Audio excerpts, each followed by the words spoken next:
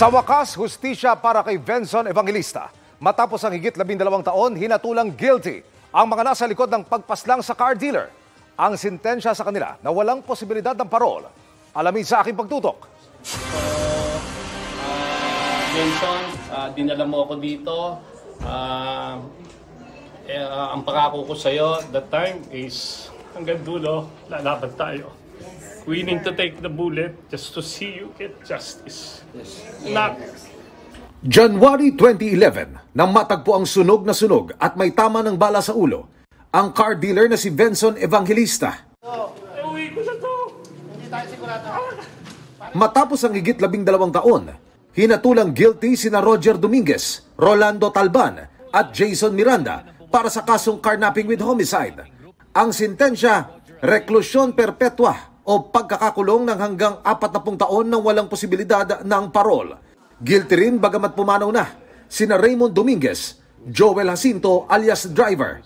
Pagtatapos din ito sa higit isang dekadang paghahabol sa hustisya ng ama ni Benson na si Arsenio Evangelista na ngayon tumatayo ng presidente ng Volunteers Against Crime and Corruption.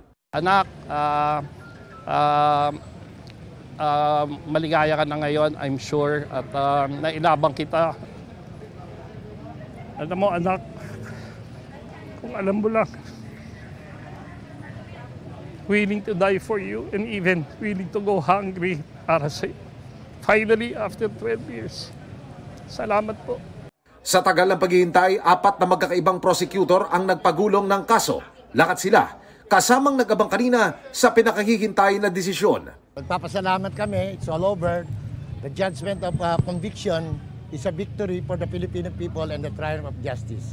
The wheels of justice in this country keep running. They're no longer, or they will not be eligible for parole. So that makes it easier for us na we don't have to worry about any application later on. Tumutok din ng 2 pulis Quezon City na bahagi ng team na umaresto kay Roger Dominguez. Masayang-masa kami. Speechless sir. Aapela naman ang kampo ni Roger Dominguez. There is already an unfair publicity that was generated against my client. Definitely, we will be filing a motion for reconsideration. It was meticulously decided by the court, point by point po yon. So wala pong kinalaman yung trial by publicity po doon. Para sa GMA Integrated News, Emil Sumangil nakatutok, 24 oras.